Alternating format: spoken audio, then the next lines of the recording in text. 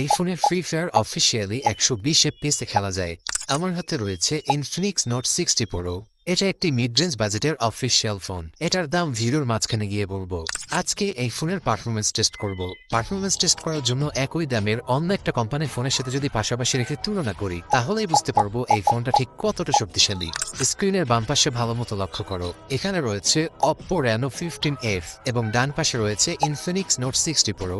Oppo Reno 15F বাংলাদেশের মার্কেটে এটার অফিসিয়াল প্রাইস 856 জিবির ভেরিয়েন্ট মাত্র 54,990 টাকা। প্রসেসর হিসেবে ব্যবহার করা হয়েছে স্ন্যাপড্রাগন 6 Gen 1, যার অন্তত স্কোর আসে মাত্র 5,70,000। পাবজি বা ফ্রি ফায়ার তুমি হাইয়েস্ট 60 FPS খেলতে পারবে।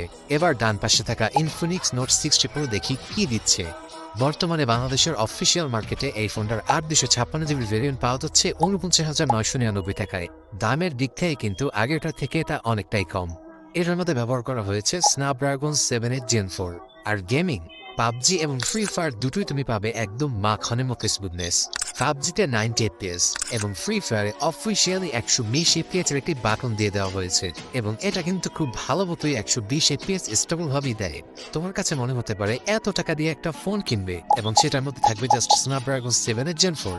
ভাই, এটা কিন্তু একটা অফিসিয়াল ফোন, এবং অফিসিয়াল ফোন হিসেবে এর থেকে ভালো প্রসেসর তুমি এই বাজেটে হয়তো বা অন্য কোনো ফোনে দেখতে পাবে না। আর যদি অন্য কোনো ফোনে পেয়েও যাও, তাহলে বাকি সকল দিক থেকে কিছু না কিছু কমতি থাকবেই। লুকিং এবং পারফরমেন্সের দিক থেকে এই ফোনটা তোমার কাছে কেমন লাগলো অবশ্যই কমেন্ট করে জানাও।